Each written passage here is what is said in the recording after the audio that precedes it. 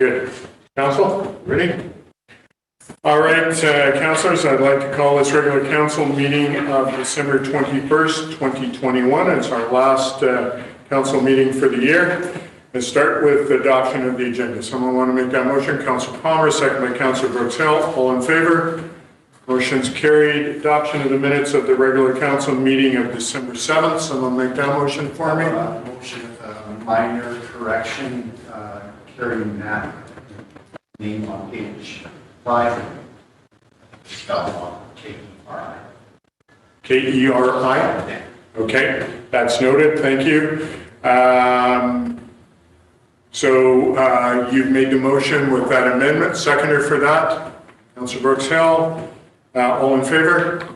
Motion's carried. Any business arising from those minutes? Seeing none, I'm just going to move on to announcements from the mayor. Just a couple things. Speaking with the community Christmas dinner people, there's still some Christmas hams available for sponsorship. So if there's anyone that would like to sponsor those hams, they're $45 each, and you can do so by contacting Sherry at BA Sausage. I think the number is 837-4712. Also want to say one last time formally, happy retirement to Jamie Burke. 24th is Jamie's last day. I want to say thank you, Jamie, for your service to the community. And I know you'll look forward to going home and retiring, and your wife retiring at the same time. Enjoy things, and thank you again for your service. All right, we're going to move on to item 8A, short-term rentals. Someone want to put that motion on the table for me, please? Councillor Palmer? Yes, that's written. Okay. Okay. And a second for the motion. Councillor Elliott? Any discussion on the motion or questions for staff? Councillor Ryan? Yeah, I would like to make an amendment that when we get the report that comes forward for option 3, that we also weigh it against option 1 to see, so that we can get input from the various departments on what the implications would be on things like parking and recreational groups and downtown character, infill housing. I feel like right now, if we move forward with option 3, we're missing that input on the comparison. So I would make an amendment that it also be kind of brought forward as a comparison to what we had. Okay, someone want to second that amendment? So the amendment is to change the motion that council endorse option 3 is outlined in the short-term rental zoning amendments report dated December 9, 2021, complete with a comparison to option 1. Yes, and the impacts it would have on various city departments, so that we get input from. And impacts on city departments. Yeah. I can do that. Okay, seconder for, so you made the motion, Councillor Palmer, you're seconding that motion? Yeah. That amendment to the motion? Okay, so I will ask the question, or you want to have more discussion on that? I think a little bit more discussion would be Perfect. good. Let's do that. I think it's also, I mean, not a surprise that I think option 3 is not the best option, but I'm interested in hearing what other departments have to say about it as compared to option 1. Because yeah, it could be interesting to see the comparison.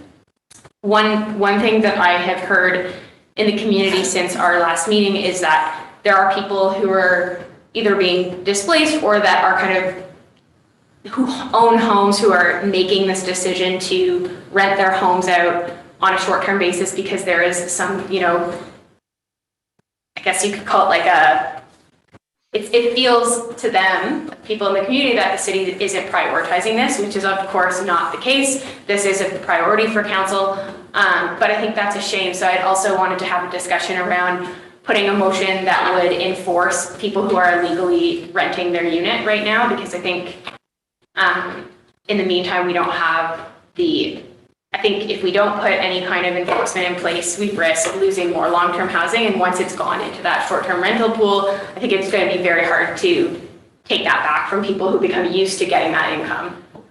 So I'm curious if there's other councillors who are interested in also enforcing homes that are currently operating illegally as short-term rentals until we have rules in place. Okay, so my question, Ms. Floyd, do we have the capacity to enforce when we don't have a regulation? There's nothing to enforce if we don't have a regulation. Okay, so my understanding is that right now, the only people who could legally do vacation rentals would be those who are in the spot zoning locations or who are in a zone where it's permitted, which is none of them. So basically, the rule that I would suggest we enforce would be marketing a property, listing availability on, Airbnb or VRBO for a property that is not in the correct zoning, which is most of them. And I think if we, find a few people based on that using that tool, what's it called? The software that scours the host compliance, or even just doing it manually, I think that it would make an impact for a few people who are kind of considering, well, I was going to wait to do it legally, but now the rules are unclear, so, to hell with putting a long-term renter in here, I'm just going to rent it short-term. I think it would be a deterrent. And I think that's really important, especially given our extremely low vacancy rates right now. So, Councillor Elliott, comment? I'm just curious. The Landlord Tenancy Act would not permit someone to evict a resident from their place at this stage. Like they can't evict to change it into a short-term rental. Is that Yeah, totally. And they can't evict at this stage with the COVID crisis going on. That the residents in place are not allowed to be evicted for any particular reason. I think we're on a status quo. Mm-hmm. So you had mentioned some tenants being evicted, or I don't understand. So, they don't correspond. So some of the people I've heard from were planning on taking long-term tenants in on January 1st when a lot of, ski visitors or seasonal people move to town and have decided instead to opt for short-term rentals. So they're not necessarily kicking people out so much as they are saying, hey, I know I promised you a place for January 1st, but I'm going to turn it into a short-term rental. So sorry, you got to find another place to live. So those short-term, taking someone in on January 1st was the intent just to do it until April 1st? Yeah, in some cases, for sure. Is that a net loss in residences? Because those were temporary residents anyway. Yeah, but those are the types of residents that work at the ski hill, work in the restaurants. No, we're looking for long-term rentals, not 4-month rentals. That's the ultimate goal, isn't it? To start improving our housing stock. Yeah, of course. Yeah. So it's not 4-month rental, is it? But you're assuming that that's going to end in April, which is not the case for a lot of people. And you're saying people who've had a commitment January 1 to come here for the ski season to. I think both are really valuable, and both of those aren't short-term rentals. And so I think anything that's not a short-term rental is a rental that we need. Well, I understand. If you have a long-term rental in your place right now, you can't evict it. Yeah, there's a number of parameters with that, and even winter. Yeah. You can't just. No. So even with the COVID thing, it's even more restricted. So I'm not quite sure where you're getting your. But if they're not in there already, so if you have an apartment that's available to rent and you have not signed a contract with someone, and then you go back and say, you know what, I think I'm going to do short-term rentals rather than long-term rentals, you've upset the apple cart where you haven't confirmed in a legal way that you're going to rent to that person. And I think that's what Councillor Watts was getting to. So I think the real crisis is that we haven't enforced any legal suites. We don't enforce, if we're going to call someone a legal suite, we have to enforce it. We can't have illegal suites being our way to accommodate people. And if that's what's happening, then we should be enforcing that rather than short-term rentals. That's a good point. I would be interested in that option too. So that's a comprehensive dialogue. That's not an easy fix. We are short housing, period.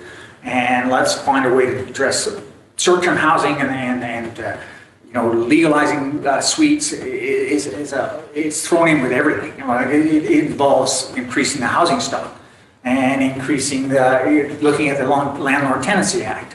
And all kinds of things that patching it is not the answer. I agree with you that it has to be done comprehensively. I just think if we're going to be going back a step or 2 steps, or how I feel it is several steps, I think we should at least be being more proactive with the enforcement of people who are doing it illegally as a sort of as a sign, like we can't afford to lose more long-term rentals, and I don't think we can as easily take it back once people begin using that. And I think there were so many people in the boat that were like waiting to hear what the rules were because they saw there was lots of community engagement. They were thinking, okay, eventually these rules are going to be in place. I'm going to understand if I can or if I can't and how to go about doing that. There's so many people with that, or people who built homes with certain intentions who are kind of just waiting, when do I get to apply? And now those people are seeing that there's not an urgency from the city and they're going, well, screw it, I'm not going to wait any longer. I'm just going to get a short-term rental going.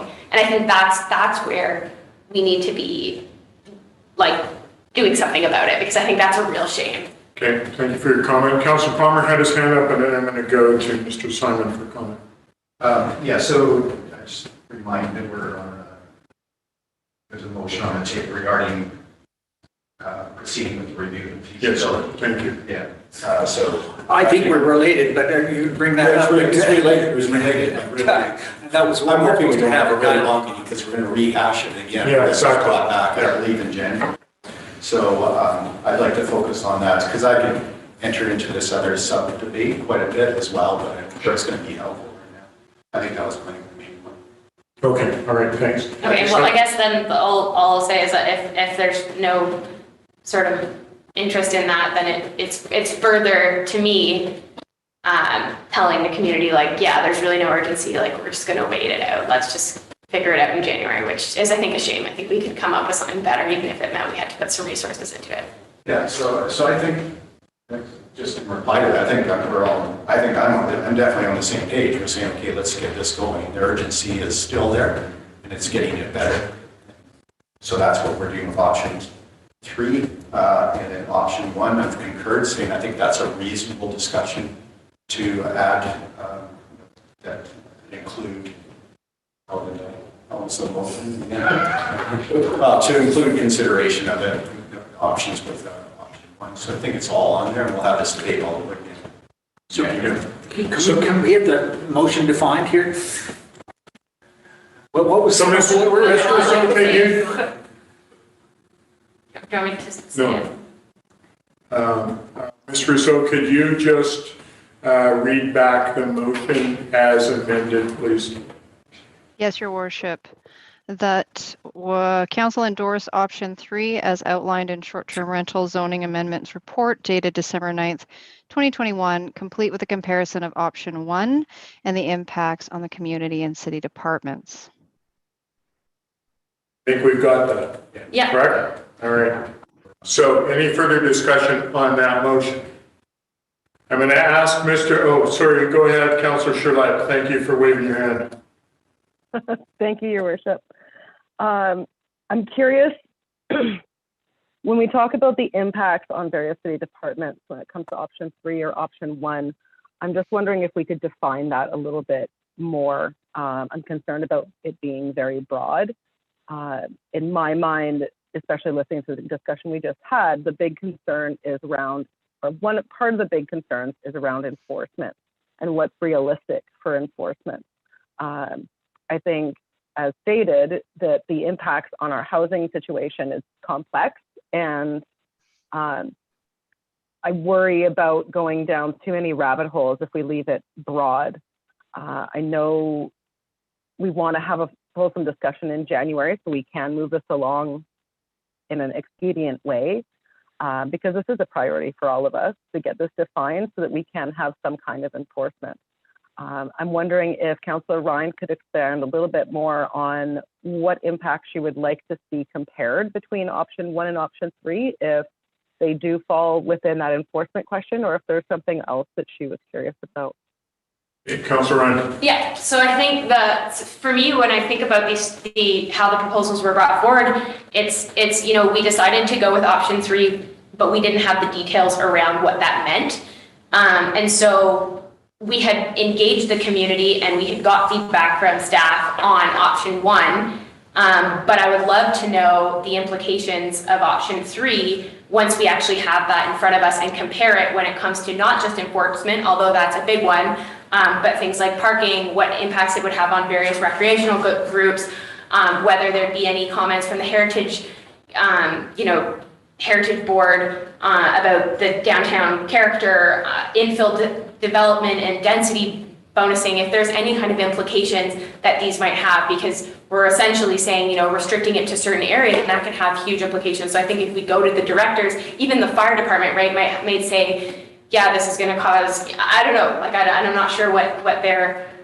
take on it is going to be, but we had all of that for option 1. We don't have it for option 3. So I think if we are considering option 3 seriously, we have to go through the same level of input collection from all those directors. All right. Councillor Chalette, do you have further follow-up? Otherwise, I'm going to go to Mr. Simon. No, that's fine. You can go to Mr. Simon. I'm curious to hear the input. Thank you. Okay. Mr. Simon, do you care to weigh in on Councillor Ryan's questions and comments? Thank you, Your Worship. Yeah, it's definitely something we can look at as we're working currently on putting a proposal together for council consideration in January. It's most definitely something that we'd be able to review with directors from various departments to see whether or not there is any implications for them associated with the changes.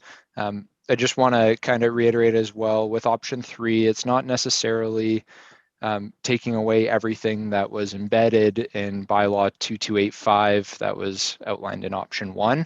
We will be looking at expanding it in kind of a measured approach to bring back for council consideration to make sure that, we heard loud and clear implications associated with housing. We want to make sure that those are captured with the proposed bylaw that we bring forward for council consideration so that this is being done in quite a measured approach. But most definitely it's something that we could look at with the directors of the other departments to review for feedback. Great, thank you. Ms. Braun, you have your hand up. Yes, sorry, I wasn't prepared to speak to this, but I think I agree. I would really appreciate the opportunity to speak to some of the impacts of option 3. I have heard from members of my commission and from people in the community as well, and I think there are some impacts that haven't been identified. I have spoken about them briefly, and I won't get into them here, but I would welcome the opportunity to provide that input to the report coming from Development Services in the new year. Okay, so we'll leave that for Mr. Simon. You can approach your fellow directors and ask them for input as well. And I know that you're working hard at getting this done and hoping to have something near the end of January to come to council. Are we hindering your ability to do that by asking some of these questions?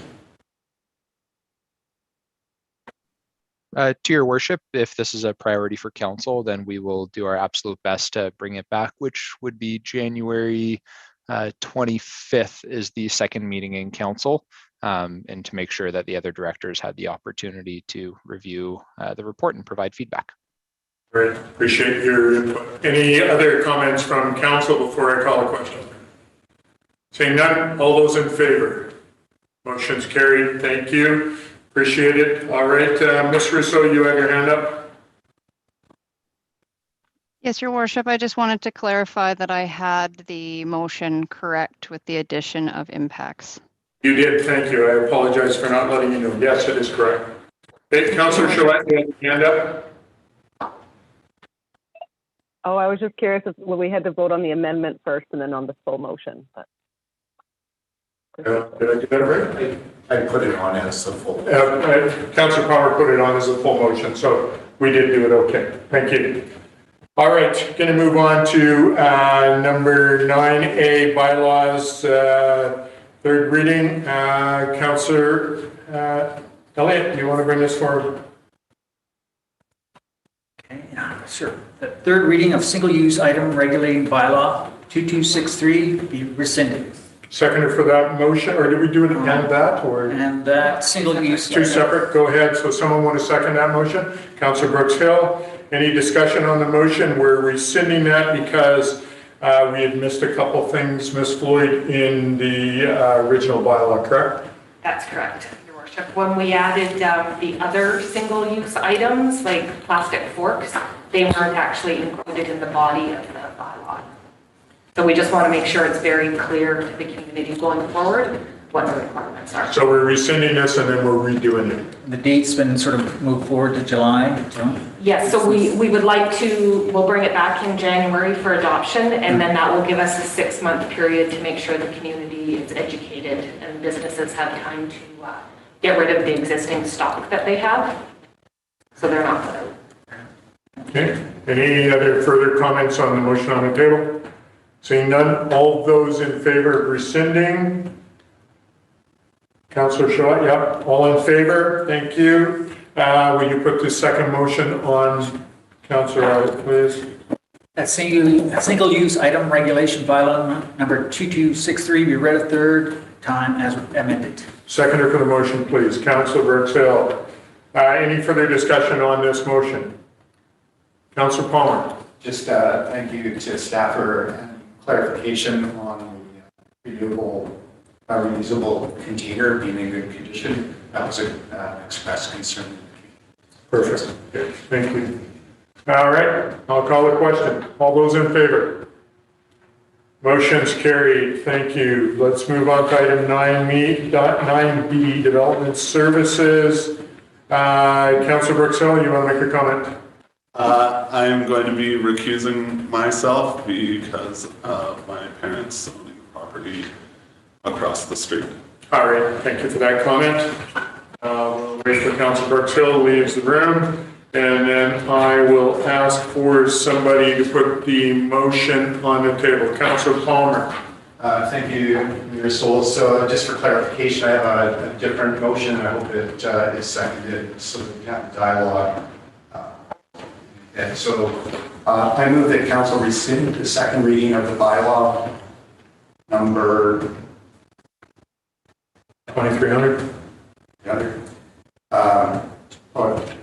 Is that the one? Is it both the OCP and zoning, I guess? Okay. And that staff provide the following information before consideration of a future second reading. The staff will provide this to the motions. That staff provide the following information before consideration of a future second reading. One, that staff undertake long-term engineering analysis for the Cedar Street in conjunction with the current master transportation plan study. That to further consultation with the residents on the OCP and zoning options. 3, review of the history and reasons for the environmental sensitive designation and other relevant information that staff will consider appropriate. Second. Okay, is there a seconder for that motion? So, yeah, I'll listen to. Okay, so note that Councillor Elliott seconded that motion. Go ahead, Councillor Palmer. Thank you. So first of all, thanks to staff for a comprehensive report. There was good detail in there. Initially, I thought it was just going to go through smooth sailing. However, we did hear from the community. So we as council are considering an official community plan, OCP amendment and rezoning application to enable a 4 or 5-plex plus a single home on a Cedar Street undeveloped lot. The lot is nestled between the rail tracks and the Trans-Canada Highway. Is about 1 kilometer from Grizzly Plaza in Revelstoke City's core. Due to geotechnical challenges, Cedar Street has retained a rural feel. At the public hearings, several individuals from neighboring areas objected to the development for various reasons, including parking and traffic impacts from increased density, hydrology and geotechnical concerns, road and sewer infrastructure constraints, and a desire to protect trees and retain the rural feel of the street. However, the developer argued that the walkability to the downtown core makes the location a good candidate for a higher density development. In addition, they pointed out the need for more housing in Revelstoke and the need to encourage more affordable homes. But the question for City Council is, at what cost do we allow new developments? Is there a net benefit or a net harm? Let's consider the following. Environmentally sensitive area. The proposed development is identified as an environmentally sensitive area. The cumulative impacts and dangers associated with geotechnical instability for the greater area needs to be better understood before opening the door to higher density development on Cedar Street. Given our knowledge of the area's historic historical, hydrology, and geotechnical problems, what responsibility does the city have to mitigate hazards? Some countered this concern, stating that the development must undertake a geotechnical assessment before building. However, that assessment is limited to the development site and will not address the cumulative effects for the entire street. So the second point is the ad hoc approach to the official community plan. If we approve the development request in its current form, we are implementing the same ad hoc process of which the city recently spent hundreds of thousands of dollars to clean up. If we change these official community plan, it should be for the entire street and not on a lot-by-lot basis. Zoning likewise should consider the evolution of the neighborhood character and not just the developer's benefit. Cost of road improvements. Cedar Street has steep slopes and other restraints. While the proposed development may or may not have significant traffic impacts, cumulative changes will. For example, should the lower portion of Cedar Street be a DCC road, we need to better understand these effects before rezoning from rural residential to higher densities. Furthermore, failure to address the cost of infrastructure impacts will transfer expenses to the general tax base. Is that fair? And then the last point, emergency egress and connectivity to Track Street. A plan for the connectivity to Track Street in Townley is needed. What is the long-term vision for the area? Are there concerns by the fire department or emergency management on equipment access in addressing the significant urban forest interface fires risk?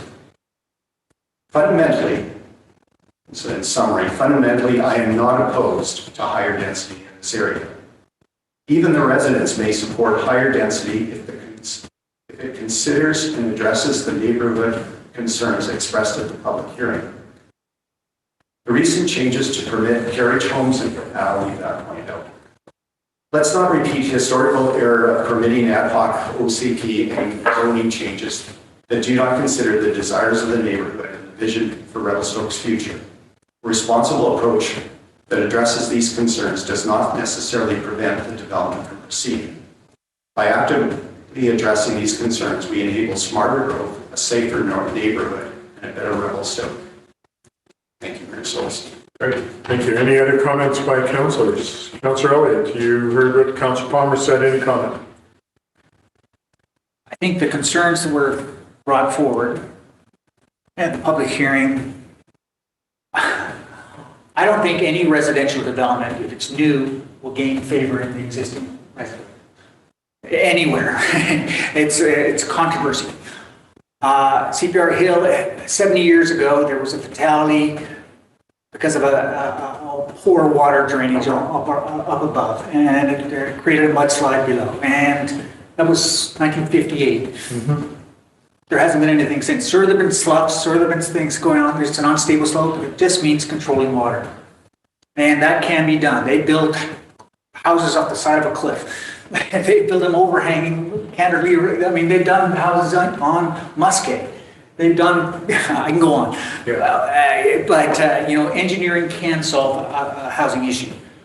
8 bedrooms compared to one house with 4 bedrooms really, to me, doesn't sound to me like we're making a bad call. We can limit the proposal to four units. That might be an option. To me, that makes more sense than banning the whole thing. Because everything we touched on from the political side has about increasing the supply of housing and the space available for rent. And this aligns, and it also aligns in that central to our downtown core. Infrastructure is already in place. I think the road the guys put in, I live on just down the road on Maple Street, and the road is half again what they have on Cedar Street. And there's 6 or 7 people living in a house, in 2 or 3 houses along the way. And I'm saying they love it up there because it's intimate and quiet, and and the narrowness makes it more quaint. So I can say we can link to those critiques that are coming from the neighbors who don't see each other. They were outside the 200 or 100 meter circle that we had to let them know. Right. Because they have their 2 acre lot that they're so disengaged with there's no connection anyway. So there were so many complaints that were registered in the open house, and I'm saying we can defend each one of them. The sewer smell, I mean, basically, that's the highest point in the sewer outlet for our city. So any smell that permeates is going to come up at the highest point. The traffic congestion, if it's so difficult, we probably shouldn't have any developmental on CPR. It's a lot of protecting what's there because it is beautiful. Yeah, the forest above and the trail network, but it sounds like it's pretty exclusive as we adhere to what's put forward. So my take is everything I fought for from the beginning, from the election platforms, the increase of supply of housing, this aligns with it, and I have a difficult time resisting it. All right, thank you. Any other comments from other councilors? Councilor Ryan? Yeah, I agree with all of your comments, Rob. I think that this is a good development that isn't actually that different than what could otherwise be allowed, especially with a carriage home. You could, probably have just as many cars with a large single family home and a carriage suite. And I think this is the right type of housing versus single family home, which is not something we need more of. Okay. Councilor Shalat, any comment before I go to Mr. Simon? I'm curious, from what I understood there, Tim has proposed a motion that's different than what's in the package. I'm wondering if we could have that read back or written in the chat or something. I was having a hard time hearing it clearly. I can read it out. Okay, Councilor Palmer will read it out. The council rescind the second reading of the bylaw and that staff provide the following information for consideration of a future second reading. Staff undertake long-term engineering analysis for Cedar Street in conjunction with the current master transportation plan study. Further consultation with the residents on the OCP and zoning options. Review of the history and reasons for the environmentally sensitive designation and other relevant information that staff can consider as appropriate. And if I may, Your Worship, just go a little bit. So I'm not disagreeing very much with my fellow councillors. It's the approach. So we're doing one property as an OCP, and I think we need to look at the broad area and say what really makes sense in the full engagement, much like we did with Thomas Brook. We had that full engagement, made some changes to zoning there. And so rather than just, okay, do one and then another one and then another one, let's look at the broad area. And on the hydrology, there's probably some study in the past. I did ask staff about it, but there was probably some study that identified the problems. And so rather than just doing one piecemeal parcel and then another, we need to look at that sort of broad thing. I don't know that that necessarily belongs. So that's the point. I just think there's a more responsible way in looking at what's good and how do we, is this the right place for high density? Then it should be for the whole area. All right, thank you. Mr. Simon, any comment?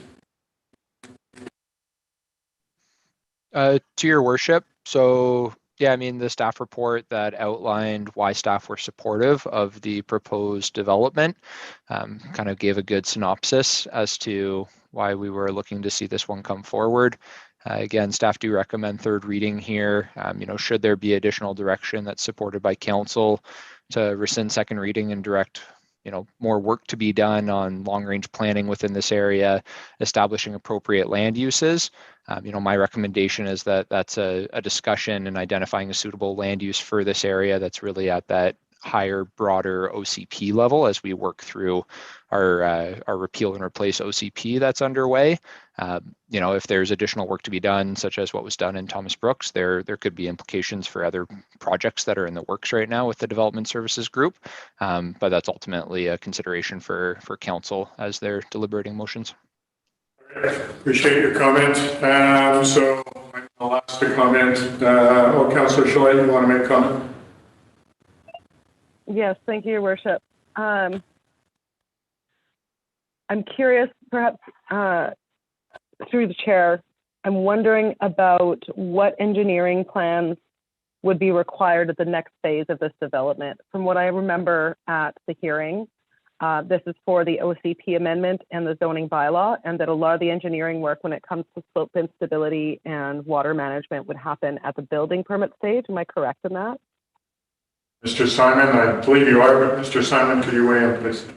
Yeah, through your worship, you're correct. One of the big things with rezoning OCP is really considerations of use and density for the area. Then as we move forward with development permits, building permits, subdivision, if subdivision is applicable, that's where you really start nailing into those technical servicing related questions in accordance with the city's servicing standard. So it would be building permit and potentially identifying some of these items at development permit stage as well. Any follow-up, Councillor Chalette? I'm also curious about one of the concerns that Councillor Palmer had expressed was around OCP amendments and these dealing with zoning on a lot by lot basis. And I'm wondering if I remember correctly, and forgive me, I could probably find it in here if I could pull it up fast enough. What the surrounding area and that T4 use that was being proposed, how much that is in that area. Comment, Mr. Simon. Through your worship, so the lands at the end of Cedar, there's the 5 properties, 2 of which are subject of the application today, that has the historic rural residential land use, and all the remaining properties on the lot have the OCP land use designation of duplex residential.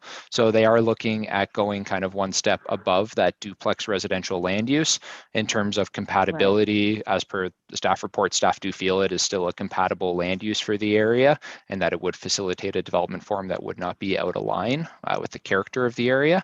But again, there is a couple different land uses out there right now, and I think moving forward with the overall OCP project, looking at simplifying land uses and seeing what's appropriate for this area makes sense to go forward. Okay. All right, thank you. Any further comment? I think it's an interesting conversation where during the public hearing, we did hear a number of concerns about the area. And a lot of those concerns, while the steep slope might be somewhat unique to that area, I think the parking and roadways and capacity building is a common thread that we hear. I think I'm in agreement with Councillor Elliott and Councillor Rind in this case, where yes, we need to deal with those, but yes, we also need to be able to move forward. And sometimes that's going to be making some hard decisions that I want to trust that the technical considerations will be taken care of in that next phase. I agree with Councillor Palmer. I think there are some steep issues that, pardon the pun, that do need to be addressed in this one. And I trust that the developer and our planning department can deal with those.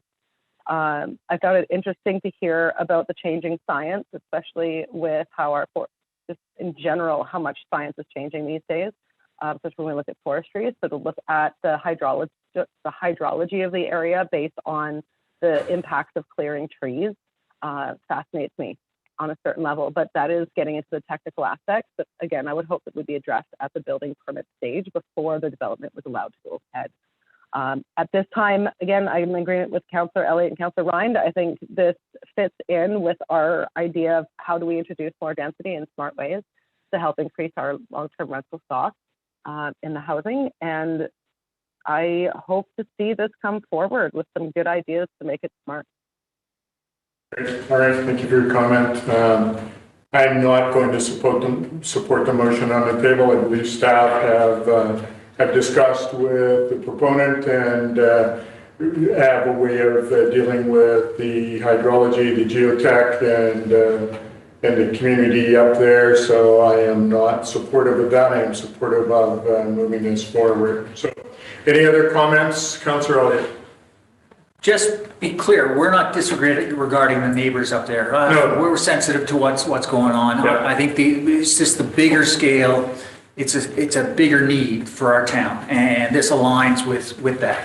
And I think the geotechnical stuff and the forestry stuff that Ms. Thompson brought forward, I understand it completely, but it can be managed. And I'm sure any geotechnical or engineering or architect that's involved in this will face the challenges and do it right. And that's Paul's job and the inspection crew to make sure it's done right.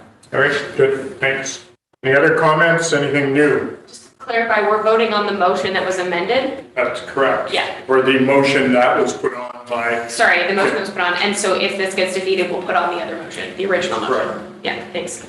All right, any further comments from councillors? Seeing none, I'll ask the question. All those in favor of the motion? Note that Councillor Palmer is in favor. The balance of council is not in favor. Motion is defeated. Does someone want to put the other motion on the table that's in your package? Councillor Ryan. That official community plan amendment bylaw number 2300 be read a third time. Seconder for the motion, please. Councillor Elliott. Discussion on this motion, briefly. Councillor Palmer. I'll keep it brief. Again, thank you to staff for the report. I have no problems with the report and how that was presented and recommendations from staff.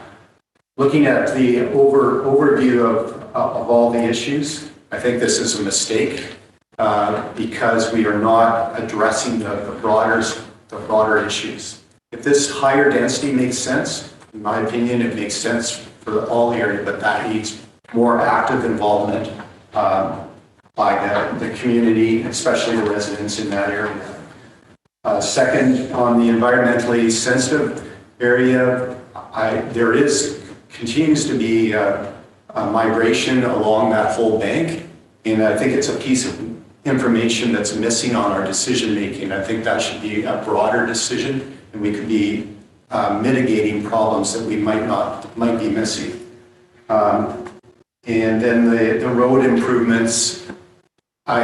This is on a gravel road. We're going high density, so that's a shift on how we are doing basically road network. So are we going back to the time of gravel roads? And I'm supportive of reducing asphalt, but I'm not sure that we are making the right decision. And then finally, the area is constrained. It's a full kilometer in, and there is hazards in that area that I don't think have been adequately addressed. Thank you, Mayor Sulz. Thank you. Councillor Elliott, go ahead, please. Just be careful about high density. This is medium density and less, right? For clarification, I said higher density.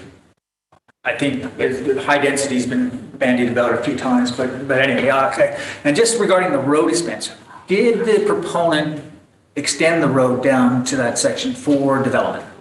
Was he the same person who carried the cost of sewer, all the infrastructure in the road? Yeah. Mr. Simon, any comments on that? Through your worship to Councillor Elliott, I do believe that is the case. I would have to double check with our engineering services team, but if memory serves me correctly, it was this applicant that had extended the services to the subject property. Yeah, and just carrying on, it was a major endeavor. It took a summer project. I saw it constantly back and forth there. So the intent was to have 5 bigger lots that would accommodate bigger homes. That was the original concept. Is that what I understand? Mr. Simon? To your worship, I do believe that this was always their original concept, but I can't speak. I wasn't here when the infrastructure was ultimately being extended and what plans they may or may not have presented to staff at that time. Yeah, and if I could add one more thing, I know when the fatality occurred up there, the CPR, it triggered a whole massive undertaking on geotechnical studies. So that whole hillside has been evaluated, and I have an old copy, and I have 4 other ones for my single lot on geotechnical surveys. So I can give you a whole rundown if you want. I can provide them. And Paul, you probably have them in your file somewhere. Anyway, but there's geotechnical assessments galore on CPR Hill. Okay, Councillor Palmer. Just for clarification, that information was not provided to council for decision making. That report. I've never seen it. Yeah. And I think it's a missing piece. Okay, any further comments on the motion on the table? Seeing none, I will call the question. All those in favor? Opposed? Note that Councillor Palmer is opposed, balance of council in favor. Now, there is a second motion there that I don't have in my stuff. The zoning amendment bylaw number 2301 be read a third time. Someone want to put a motion on the table for that? That's the zoning that goes with this. Councillor Charlotte. Making the motion, is there a seconder for that motion? Councillor Elliott, seconding the motion. Any discussion on the motion? Any comment, Mr. Simon, regarding the zoning? To your worship, no comments on the zoning. All right. Any comments from council? Seeing none, I'll ask the question. All those in favor? Opposed? Note Councillor Palmer is opposed. Balance of council is in favor. Motion's carried. Thank you. Let's call our councillor back in for moving on. Because the next one is not related to CG. Correct. Welcome back, councillor.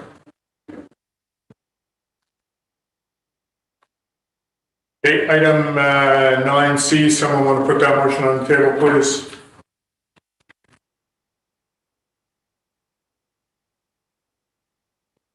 Councillor Elliott, seconded by Councillor Brooks Hill. Discussion on the motion. Any comment, Mr. Simon, regarding subdivision and servicing standard amendment bylaw 2313? To your worship, no, this is really just intended to help implement the changes that are contemplated within zoning bylaw number 2299 with respect to additional access provisions for properties that may have more than one dwelling unit. All right, thank you. Any comments from councillors? Seeing none, I'll call the question. All those in favor? Motion's carried. Thank you. Moving on to item 10A. Someone want to put that motion on? We're doing it in 3 stages or all in one? All in one, please. Councillor Brooks Hill.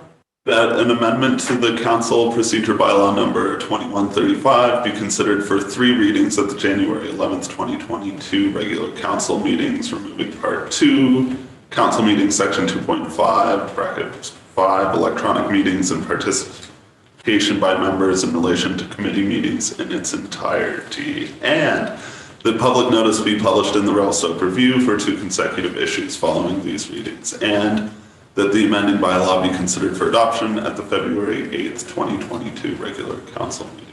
Seconder for the motion, please. Councillor Elliott. So I'm just going to speak briefly to that. I've been approached by some of the committee members who have, and basically that's dealing with that. There were some changes with September 29th with what the government was doing. And so basically we had to go back to in-person meetings and then do like we're doing with some hybrid. But now we are able to do electronic meetings, and do we need to have some place for them, people to watch live, or we do not? Clarification, Ms. Floyd. Your worship, if the meeting is strictly electronic, we need a place. Okay. But if it's a hybrid, then the public is welcome to go to that location where the in-person meeting portion is happening. Okay. And so the intention is to be able to do a hybrid meeting so that some of our committee members can participate in their committee if they're concerned about their health and still be able to be prevalent in that committee. So similar to what we're doing in this room, where we're having our staff Zoom in and then we're all present, where some of the committee members are not able to be present for health reasons and would be able to Zoom in and participate. And that's kind of the intention. Any comments or questions from council? Councillor Palmer. Thank you, Mayor Sulz. I think it's very reasonable. It's of course, that sort of continues to be changing times and uncertainty, so I think it's very appropriate. I would like to see some of our COVID recovery funds go into more of this IT, so we don't have a big screen blocking off people. So there's lots of money there, lots being sort of spent at random, from my perspective. This is something that really is intended. How do we serve the community? Basically, there should be a couple of screens. I think we're one of the few communities that haven't upgraded that. I know the IT's been doing a lot of work. We need to give them a little bit more resources so that we can help serve the community a bit more. All right, thank you for that comment. Any further comments on the motion on the table? Saying none, I'll call the question. All those in favor? Opposed? Motion's carried. Thank you. Moving on to item 12A, correspondence. Someone want to make this motion, please? Councillor Palmer? So, Mayor Sulz, I'm going to make a motion that this be referred to the Finance Committee in the budgeting process. I'll speak to that if I get a second or two. Okay, someone want to second that motion? Councillor Elliott. So, Councillor Palmer, you speak to it, please? Yeah, so I'm just really concerned about how this is a great idea. There's lots of great ideas out there. As soon as we do a letter of support in principle, we're going down a financial road that will be really hard to retract. I'm concerned about our cumulative tax impacts and where we're going with that. So I'm not comfortable with doing an ad hoc, what will become essentially a de facto budget increase. I think it really needs to be done in context of the entire budget. Okay, Councillor Ryan? So I sit on this board, so I think it's worth just giving a little overview to some people who may not have had a chance to read or look at the plans in detail. So basically the museum has lots of members who have accessibility issues who can't access the second floor. A lot of the programs are on the second floor, so even though they can make some accommodations, not everybody can make it, so they get excluded, which is a real shame. Obviously, the museum is a huge asset for us in the community. And so they are looking for an endorsement just so that they can get the project design and the scope moving forward. It's important to note that this is a city-owned building, so it is an asset of the cities. It's not like this is money going nowhere, it's going into our own asset. And I think it's important that we provide at least this verbal agreement, because I don't agree with you that it's necessarily a commitment. I mean, from where I'm sitting on the board, they're very committed to applying for as many grants as possible to make up a lot of the funding, but they don't want to commit, like it's all volunteer based, right? So they don't want to put in their time in going forward and going through all of this if we're just eventually going to kibosh it and say like, no, we're not going to commit any sort of funds to this, or we don't want this project. So they're just looking for us to say, yes, in principle, this is a good, we'd like to see more, basically, like what is the scope, what are the costs? And at that point they can come and say, this is going to be the financial commitment. But so I don't agree that it's a commitment right now. I think it's really important that we give them that green light and show that we're supportive. Otherwise, this really important project's not going to get the attention it needs to just keep moving forward, basically. Okay, thank you. Councillor Palmer? Valid points for sure. I'm wondering if the Director of Finance could give an indication that if we proceed, what's the potential tax impacts for 2022 or 2023? Ms. McCabe, any comment, dollar value and possible implications to taxation? Through your worship, unfortunately, that's quite a wide scope. At this point, there's no indication of what the design costs will be or the capital costs of installing the elevator outside of what's in there, and they're talking about getting grant funding for that. So it would really depend on how much grant funding they received for the project as to whether or not the city would need to put in any funds or not. I believe that's why the recommendation was to refer it to the budget process so that it could be fleshed out a bit more and that could be determined. Okay, Councillor Ryan? To my original point, I think that part of the reason it's a difficult question to answer is because that step hasn't been done. So they've done a feasibility study, which they've paid for, that basically had some consulting group come in and say, yes, it's possible to have a lift, because obviously it's an old building, so they weren't sure if that was going to be feasible. And it said, yep, this is it. But of course, construction costs are changing, and to really get in there and do a proper design for the project and really flesh out the scope, they don't want to go through that if there's not going to be any support from council, which makes tons of sense to me. And I think it's a really important project that we should be giving our endorsement to. All right, thank you. Councillor Charlotte, then Councillor Elliott, then Councillor Palmer. Thank you, Your Worship. I'm in agreement with Councillor Rind. I think accessibility in our city buildings is an important piece. And if we have a partner that is looking for grant funding and looking to manage the project, I think that's a win-win. I agree with Councillor Palmer that the financial implications might be that the project is not viable or that it needs to take time, but that can be addressed at the time according to the report. So again, I'm in support of writing a letter of support in principle and look forward to seeing what kind of funding and project they can put together. Accessibility is an important part of being able to make our community, especially our museum that tells our stories, accessible to all members of our community. And right now that can be a challenge. Thank you. All right, thank you. Councillor Elliott. So there's no ask. They're just asking for a notice that we're in favor of it, and then they can begin to go. And Totally. Because as Nicole was mentioning, like there's going to be, or sorry, Councillor Chalette, there's going to be, like once we have that number, basically there's going to be another opportunity for us to weigh in and refer it to the budget, to the finance committee for budget considerations. Yeah. But we're not quite at that stage. And so sorry, as Councillor Slett was saying, like this is a pretty big win-win because they are willing to sort of spearhead this project, which is pretty rare for like a city-owned building. And they also understand its use and what changes need to be made for their specific membership. So yeah, it makes a lot of sense from. And the second part of the motion that was on the table is that the request be considered during the budget discussions, which means it would to finance. So are they optimistic there's funding available? Totally. Yeah, there's a lot of grants available for heritage buildings specifically to, you know, protect the character and understanding that those are expensive. So at this stage, there's no out-of-pocket, no tax implications. Well, it will be down the road. Down the road, but we'll have that discussion then. Yeah. Councillor Palmer, and then I'll go back to Councillor Charlotte. Yeah, so I'm, trying, my understanding or interpretation of the letter is that this is a $450,000 project plus consulting plus design, probably plus. So we're talking $500,000, and that the funding, the matching funding to match funds provided by the city. So that's what I'm trying to understand. Like, is there a commitment, an inferred commitment to possibly a substantial amount of money here? That's my concern. All right. Yeah.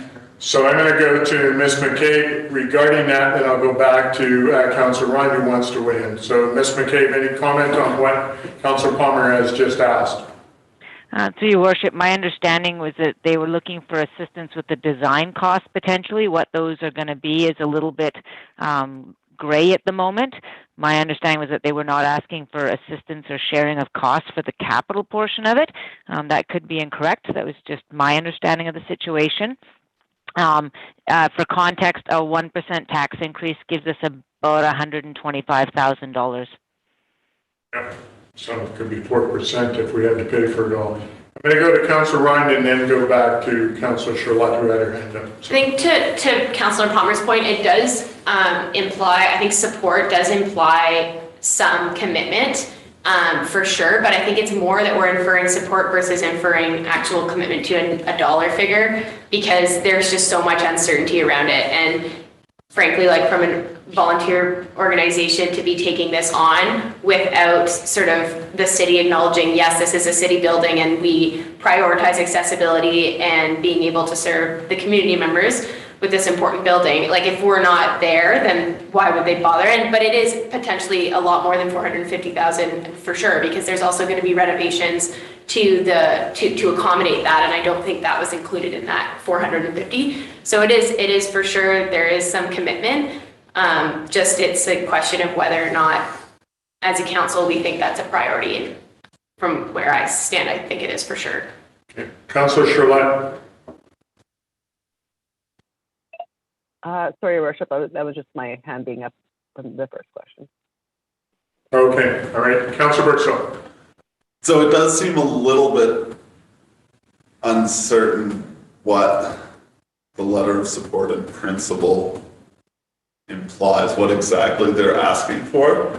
My concern would be that if we refuse, that this is basically just the end of the project. Correct. And I don't want to see that. I don't know if Councillor Ryan knows if this is an urgent thing, if there's deadlines. Could we write back and ask what exactly they're... Yeah, so there are deadlines around some of the grants that they can apply for. But I mean, some of those are recurring, but some of them aren't. So there's definitely some urgency from their standpoint, but also this has been something they've been talking about for years. Like since I started on that committee, it's been like sort of top of mind. So it's pretty exciting for them to finally have this conversation come forward to council. But I agree with you. I think if there wasn't kind of any support, it would be a bit like them saying, well, you know, we're not even like, we're not really starting off on a good foot, so this might be a really challenging project to sell, which I think would be a huge miss. So at this point, if we give support in a letter, that gives them the ability to go to outside funding sources to apply. Totally. But going to Councillor Palmer's comment about, you know, are we going to end up being on the hook for the majority of it when there's, you know, a concern, and that's, you know, it's a valid concern. Totally. So, you know, my concern on this is I'm not going to look at this and say, well, we're just going to give carte blanche. I would support this if it gives them the ability to go out and get the funding applications, and then they come back and say, listen, this is the amount of money that we can get, and that the finance committee or council is able to look at them and say, we can't commit to the balance of that. Can you look for additional funding? And that's kind of where I'm coming from on this sort of thing. Totally. I don't think, like, based on sitting around the last meeting, they're not expecting council to do a carte blanche in whatever those costs end up being. Right. They just have no concept of what that final number is without going and getting those designs and getting that scope fleshed out. So they're just saying, you know, should we move forward? And I think we should say, yep, you know, of course, like we can't commit to a figure that is a blank check, but we, in principle, endorse this idea and think that this is an important building to make it more accessible. I mean, arguably, of all the city-owned assets, this one should be accessible more than any other. City Hall. Yeah, maybe so, City Hall. Councillor Palmer, do you want to make further comment before? Yeah, I'm just trying to work a little amendment just for that qualifier so there's no misunderstanding. Sure. Because it might come down to the point of fixing potholes versus an elevator. And so I can't quite, I guess if there was a way to make that clarity on, you know, subject, some kind of subject clause, but I just can't quite grab it right now. So unless somebody has an idea, just a minor amendment, maybe the corporate officer has an idea. Ms. Floyd, any comment? Councillor Palmer, are you looking for a refining to your motion on the table to refer to the finance committee budget? Oh, yeah. There's a different resolution on the table. Good point. Why don't we vote on that and then discuss, put the other one back on the table? Sure. All right. Yeah. Let's do that. So the motion on the table is to not go directly to a letter of support, but to put it to the finance committee for discussion. Is that correct? Yeah, so that's not the first preamble, but just that it'd be referred to the finance. Correct. And the reason I won't be supporting that is because I don't think that discussion will have enough information. All right, good. Okay, all right. Any further comment on that motion on the table? All those in favor of that motion? Opposed to that motion? Note that all of council is opposed to that motion now. The motion that's in your package, does someone want to put that on? And then we may be able to refine this. So, Councillor Palmer. Okay, so that the Museum and Archives request for support letter December 8th, 2021. Oh, sorry, that's not part of the motion. That a letter of support in principle. Yeah, thanks for making me laugh. Carry on. That a letter of support in principle, conditional on future confirmation by council be provided to the Revelstoke Museum and Archives Association with respect to funding applications for the proposed vertical platform lift, and that the request be considered during the 2022 budget discussions. Seconder for that motion. Councillor Brooks Hill. Any discussion on that motion? So basically just a qualifier there. Do you want to speak to that? Yeah, just so if there's any, I guess through to Councillor Ryan, do you see any problem with that little clause? I'm not sure it's very clear. Yeah, like I think I'm confused, so I imagine. Okay, well, thanks for speaking up. So go ahead. Mayor Sulz, so I'll, if I can have consent with a seconder, I'll just do a friendly amendment to go back, or just go back to the original motion as in the package. Written, as in the package. Yeah, I mean, basically, the request be considered during the 2022 budget discussions. So there's no financial commitment until we get to those discussions. Okay, so Councillor Brooks Hill, are you okay with going back to the original motion that's in the package? Okay, any further comment on the original motion, Councillor Palmer? Okay, so just for clarity on the public record, this is no guarantee of any money. This has to go through the budget process. And so just there's that clarification, and I'm fine with that. All right, thanks for making that clarification. Councillor Ryan. Totally, and that's a really good point to make clear, because basically by supporting the motion that's in front of us, we're saying, yeah, go ahead, get a design cost estimate so that we can consider it in the budget process. And if it doesn't get approved, then that will be part of the budget process. But this is just saying, get the number.